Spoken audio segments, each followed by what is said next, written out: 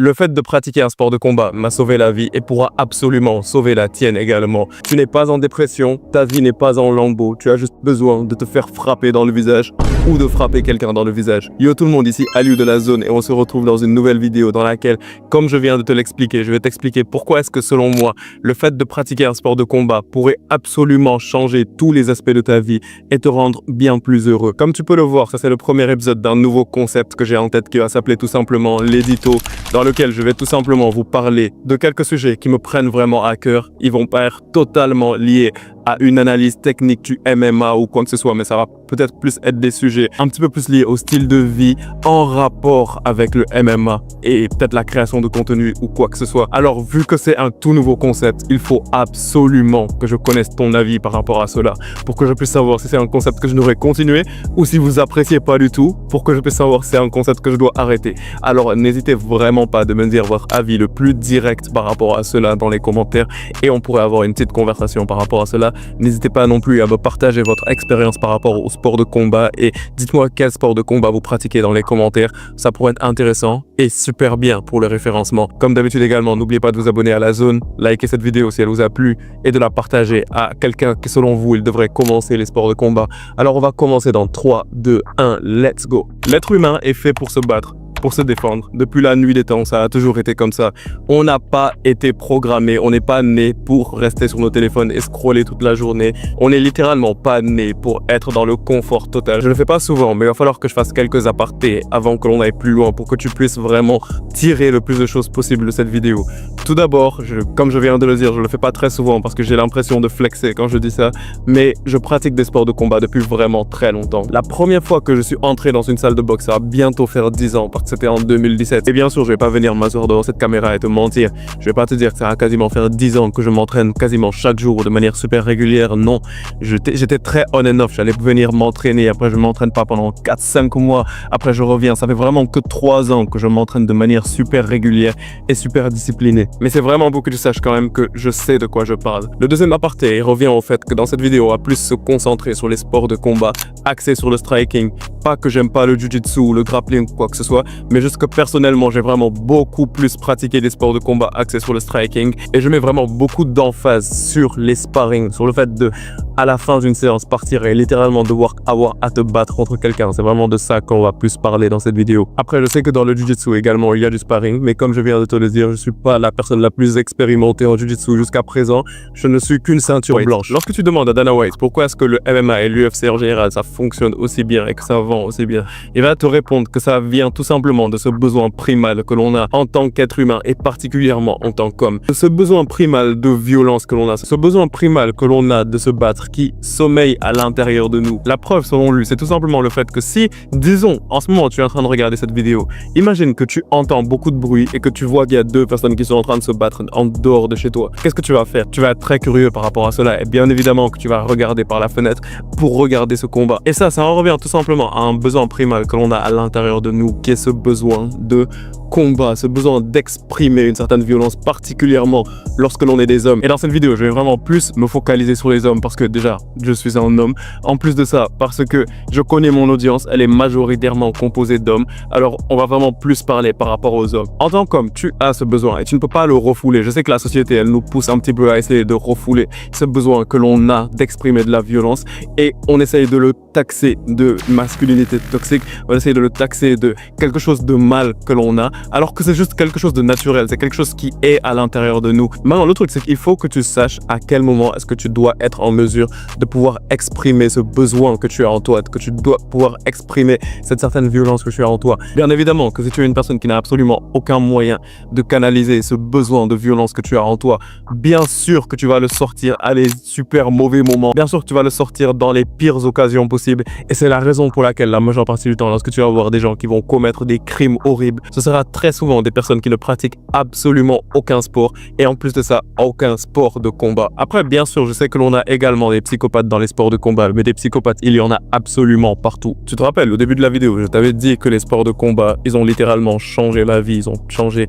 ma façon de penser et tout. Je vais te raconter 2-3 anecdotes au fur et à mesure de la vidéo pour que tu comprennes pourquoi est-ce que personnellement ça m'a autant changé. Le premier truc que je dirais que hormis le besoin primal que tu as de pratiquer des sports de combat, le truc qui va vraiment le plus te changer lorsque tu vas pratiquer un sport de combat, c'est tout simplement le fait que ta confiance va s'envoler. Tu auras une confiance absolue en toi et ça, bien évidemment, ça peut être un point positif comme ça peut être un point négatif. Je vais commencer bien évidemment par le point positif. C'est tout simplement le fait que lorsque tu te promènes dans la rue et que tu sais que tu peux te défendre et que tu es certain du fait que personne ne peut te faire du mal, bah tu as déjà une confiance qui est décuplée. Tu sais très bien que si quelqu'un essaye de venir t'attaquer, toi ou le pote avec lequel tu es, ou ta petite amie, ou ta mère, personne ne pourrait absolument leur faire de mal parce que tu es là, parce que tu es un homme entraîné et que tu n'es pas une personne qui peut se faire marcher dessus. Ça, c'est quelque chose de vraiment super important et ça va te donner vraiment une plus grosse confiance en toi. Confiance en toi qui va se refléter dans plein d'autres domaines de ta vie. Quelle que soit la chose que tu as envie de réaliser dans ta vie, tu auras plus de facilité à la faire parce que tu auras déjà cette confiance qui est innée en toi. Et ça, ce sera une vraie confiance en toi. Ce sera pas une confiance en toi qui est artificielle, comme par exemple le genre de confiance en toi que tu vas développer en te mettant devant un miroir et te répétant « Je suis quelqu'un de confiant, je suis quelqu'un de confiant ». Non, on s'en fout de ça. Créons de la vraie confiance en nous. Et c'est comme ça, je me dis, que tu peux créer une vraie confiance en toi. Pour mon cas, lorsque j'étais un adolescent, j'ai jamais vraiment eu une très grande confiance en moi. Bon, quand j'étais un gosse, quand j'étais un gamin, je me battais très souvent contre les gens dans la rue et tout, je sais pas pourquoi. Mais à cette époque-là, ça allait. Mais en grandissant avec le collège, les moqueries et les gens qui essayaient de te jeter leurs insécurités et tout, j'avais pris un petit peu de ça et j'étais une personne qui n'avait pas une très grande confiance en moi. Mais je peux te promettre que dès que j'ai commencé à prendre des cours de boxe, ce n'est même pas le fait que je me suis dit des trucs en mode ouais, si quelqu'un essaye de se foutre de ma gueule, je vais lui péter la gueule ou quoi que ce soit. Ce n'était absolument pas ça. Mais mes attitudes, elles commençaient juste à changer. Et je te dis, je pouvais commencer à parler à des filles, un truc que je n'arrivais même pas à concevoir avant. Je commençais à avoir une bien plus grande confiance en moi et c'était quelque chose qui était vraiment phénoménal. Et je suis vraiment la dernière personne à te sortir cette anecdote. Ça, j'ai l'impression que comme dans Spider-Man, c'est un événement canon. C'est une chose que toutes les personnes qui ont pratiqué des sports de combat savent. Si tu as pratiqué des sports de combat, je suis curieux de connaître ton anecdote dans les commentaires. Parce que on a vraiment tous eu ce moment où le fait de pratiquer des sports de combat, ça a vraiment relevé notre confiance en nous de fou et que du jour au lendemain, on est devenu Conor McGregor ou Chael Sonnen Prime. Maintenant, le petit point négatif qu'il y a par rapport à la confiance en soi et les sports de combat, bah, c'est tout simplement le fait que lorsque tu viens tout juste de commencer des sports de combat, là, tu as une confiance folle en toi. Là, en ce moment, dans ton monde, personne ne peut t'arrêter.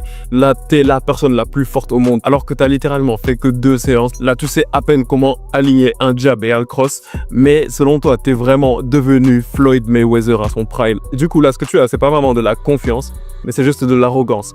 Maintenant, le truc, c'est que le plus tu vas pratiquer les sports de combat, le plus tu vas te rendre compte que tu connais absolument rien en fait. Parce que dès que tu viens de commencer, là selon toi, t'es le meilleur au monde et tout, mais le plus tu vas pratiquer, le plus tu vas te rendre compte qu'en fait t'es grave nul. Parce que tu vas te rendre compte que tu vas commencer à rencontrer des gens qui sont de plus en plus puissants. Tu vas partir dans d'autres salles, rencontrer des gens de plus en plus forts. Et là, tu vas commencer à développer plus d'humilité. Donc, en plus de développer de la confiance, le fait de pratiquer des sports de combat, ça va te faire également être une personne bien plus humble. Tu vois, lorsque tu prends un combattant comme Ilia Topuria, tu peux te dire que c'est un combattant qui a une confiance folle en lui et qu'il est totalement arrogant. Ilia, je te dirais qu'il n'est pas du tout arrogant. Parce que lorsque tu viens et que tu lui demandes est-ce que selon lui, il est imbattable, il te dit clairement que non. C'est un combattant qui est très battable et que lui, il le sait et que c'est la raison pour laquelle il travaille autant pour devenir le meilleur combattant au monde. Raison pour laquelle, à l'heure actuelle, c'est le pound for pound numéro 1. Le troisième point dont j'aimerais parler, c'est tout simplement le social. Je pense honnêtement que dans les sports de combat, tu risques de rencontrer les meilleures personnes émotionnellement que tu risques de rencontrer de ta vie. I think every young man should learn how to fight. I think there would be way less fights because of it. And I don't think you have to be a mean person to learn martial arts. I think it's a skill, and I think you learn it, and then once you start getting good at it, it starts actually becoming fun. And the people who you practice it with, you become close with. Yeah. You don't hate the people that you're practicing fighting with. They become some of your closest friends. Yeah. And I think it's it's a giant confidence boost to know that you can do something difficult and get better at it. I think just that alone, it has massive benefits for people. On a tous entendu ce stéréotype que dans les salles de sport de combat, tu vas rencontrer des craqués, des gens qui sont énervés et tout. Alors que la majeure partie du temps, ça c'est un truc que tu peux remarquer, que ce soit dans les salles de sport de combat, ou même en regardant les combattants de MMA. Les combattants les plus techniques, les meilleurs combattants que tu vas croiser, et même en général les meilleurs combattants au monde, ce sont souvent des combattants qui sont très intelligents émotionnellement, des combattants qui ont vraiment beaucoup d'empathie. Je peux te donner l'exemple de Dustin Poirier, Max Holloway, Demetrius Johnson, il y en a vraiment beaucoup. Tous ces combattants sont vraiment des gens qui ont un grand cœur, des gens qui ont vraiment beaucoup d'empathie. C'est lié à plusieurs facteurs, dont en bonne partie l'humilité que tu vas apprendre dans ces sports de combat. Et donc socialement, ça va faire que tu vas être dans un environnement avec plein de personnes qui ont le même mindset que toi, des personnes qui ont un petit peu les mêmes objectifs que toi et qui veulent vraiment beaucoup s'améliorer. Ça va vraiment faire que tu vas tisser des liens tellement solides avec souvent des personnes qui n'ont absolument aucun rapport avec toi, tu vois. Ça, c'est un truc qui est assez drôle parce que lorsque tu as pensé au cercle d'amis que tu as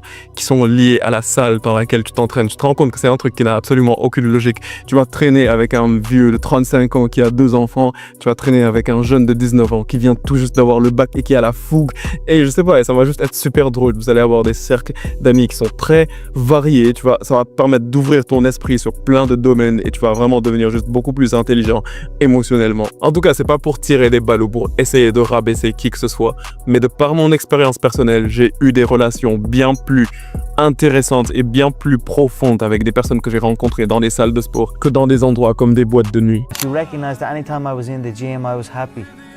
You know, whatever's going on in my life, good or bad, I go to the gym, I exercise. Exercise is the best form of medication. I always felt happy after a workout or after training, and she obviously saw that. So when I was stopped training, I was hanging around with the wrong people or whatever, you know, I wasn't as happy as I would be, so... Après, il y a un point qui est négligé, mais qui est vraiment l'un des plus importants, c'est le fait que tu vas être en meilleure condition physique, en meilleure santé, et même mentalement, tu vas te sentir mieux. Il y avait mon pote Noah, que lorsqu'il venait de commencer les sports de combat, je suis désolé frérot, déjà, je vais devoir t'exposer en public.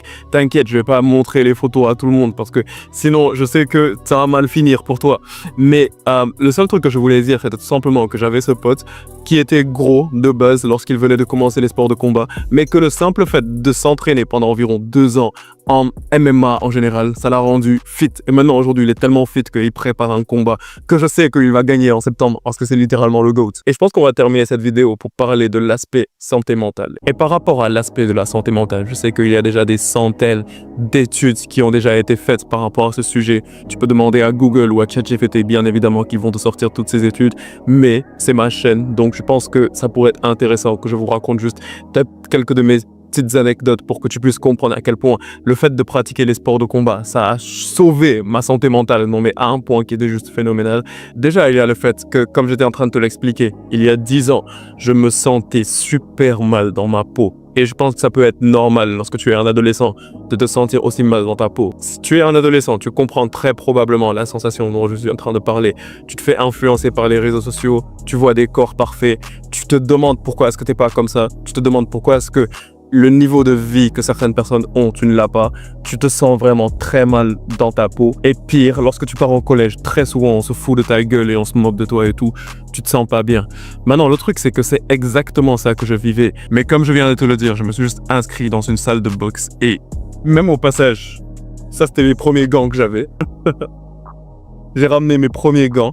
Les gars, la vérité, si vous me faites percer...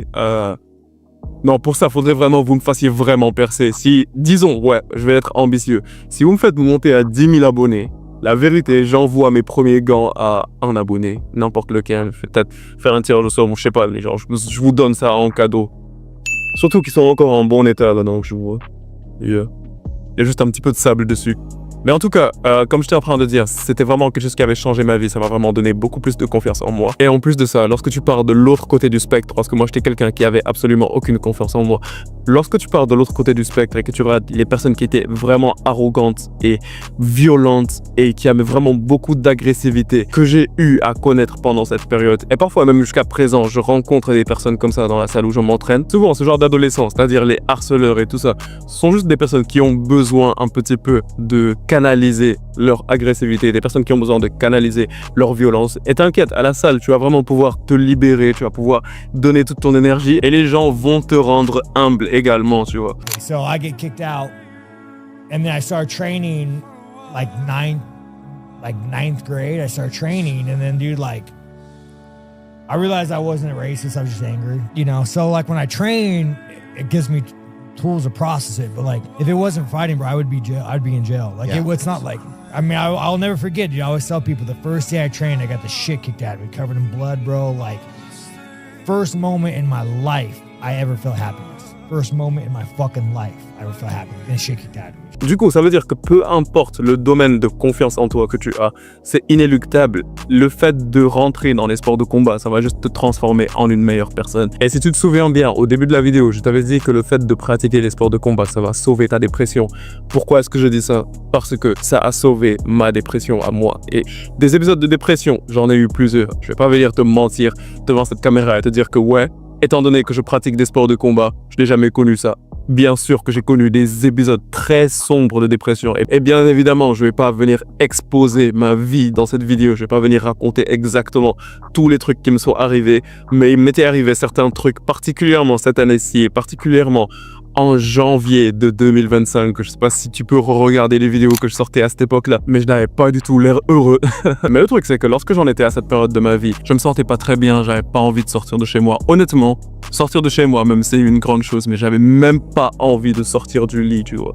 Et le seul truc que je faisais de productif à cette époque, c'était bien évidemment juste de partir à l'université ou de faire des vidéos. Et c'est la raison pour laquelle également, je postais très rarement des vidéos. Je ratais également beaucoup de cours à l'université. Et tout ce que je faisais, c'était juste que je restais dans mon lit et je scrollais sur TikTok. Bien évidemment que ma dépression, elle allait devenir bien pire en fait. Et honnêtement, le truc qui m'a sauvé la vie, en plus, bien évidemment, mais ça, je vais pas trop insister sur ce sujet parce que je sais pas trop ce que vous pensez de cela et peut-être que selon vous, pour vous, ça va être une insulte. Mais en plus, bien évidemment, du fait d'être une personne qui est un petit peu religieuse, et genre, je sais que il y a certaines limites que je ne peux pas dépasser, bien évidemment. Le seul truc qui m'a vraiment fait me remettre les pendules à l'heure, c'était juste de recommencer à m'entraîner comme je m'entraînais au début, de recommencer à m'entraîner avec la fougue.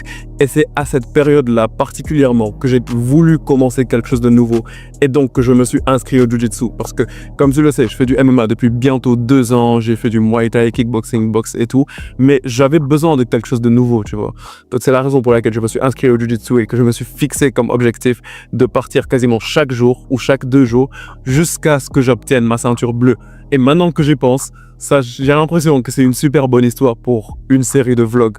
Du coup, si ça t'intéresse, tu peux me le dire. Je vais peut-être commencer à vlogger mon parcours jusqu'à la ceinture bleue. Ça pourrait être plutôt intéressant. Mais en tout cas, si tu t'es reconnu, ne serait-ce qu'à 1% dans mon histoire, que ce soit quand j'étais un adolescent jusqu'à mes dépressions récentes, jusqu'à ma situation à l'heure actuelle, si tu ne t'es reconnu, ne serait-ce qu'à 1% dans ce scénario, j'ai juste envie de te dire que tu es quelqu'un de fort et que le fait que tu regardes cette vidéo jusqu'à présent, ça le prouve en fait. Et donc, j'ai vraiment envie que tu t'améliores, que tu deviennes une meilleure personne. Et c'est la raison pour laquelle, honnêtement, je me dis que commence. Ça va vraiment te sauver la vie, ça va faire de toi quelqu'un de meilleur, ça va améliorer absolument tous les domaines de ta vie. Et tu auras vraiment une chose qui va te pousser à te réveiller. Tu vas te réveiller chaque jour avec de la motivation, tu vas te réveiller chaque jour avec l'envie d'accomplir quelque chose de nouveau en fait. Honnêtement frérot, et c'est la raison pour laquelle je fais en sorte de vraiment en parler vraiment plus à la fin de la vidéo, parce que là, toutes les personnes que ça n'intéresse pas, elles sont déjà très probablement parties. Mais si vraiment tu es une personne qui ressent quelque chose, le fait de rester dans ton lit, de scroller sur TikTok ou bien de manger du McDo, de mal t'alimenter, tout ça, ça va absolument pas régler la situation. Et au contraire, ça va que la dégrader. Il n'y a que toi qui peux te sortir de ce genre de situation. Et je te promets que le fait de prendre un sport de combat, ça ne fera que de t'améliorer. Tu vas rencontrer de nouvelles personnes. Peut-être qu'un petit peu comme dans ma situation, tout ton ancien cercle social s'était écroulé et que tu t'étais retrouvé tout seul. T'inquiète, tu vas rencontrer de nouvelles personnes. Tu vas avoir une nouvelle motivation. Tu vas avoir de nouveaux objectifs. Tu vas juste te sentir mieux à la fin de la journée. Inscris-toi dans un sport de combat. Peu importe le sport de combat. Je sais que je me moque très souvent du karaté dans cette vidéo, mais même si tu veux t'inscrire au karaté, vas-y, amuse-toi. Maintenant, je vais m'arrêter ici parce que sinon j'ai l'impression que je vais commencer à chialer. Mais les gars, en tout cas, dites-moi ce que vous pensez de ce genre de vidéo dans les commentaires. N'oubliez pas de liker cette vidéo, de la partager à un pote et bien évidemment de vous abonner à la zone. Et on se capte très bientôt pour une prochaine vidéo, la famille. Peace out. Imagine you have no martial arts training. None. Take everything you've learned, throw it away. Okay. Take away all your physical training. Okay. You walk into a room full of people. How do you feel psychologically? A little insecure. If it's a bunch of Insecure. guys. Yeah. Insecure. Yeah. That's how regular people feel. Yeah. Most people, I should say, most. They never train in their life. They're unskilled to deal with a situation that might occur. Could Right. occur at any moment. Yeah. Well, I think that would stop a lot of bullying. And I've said this before, but Yeah. I think it's counterintuitive to people. They think that bullying is a mean person, and if you taught them how to fight, they become meaner. But I don't think that's the case. I think bullies be are rare. insecure. Yes. Yeah. I think if you took away that and they got to really establish through training that they have character and that they're worth something and they don't have to be insecure and they build up this confidence, you wouldn't see them going out and picking on people.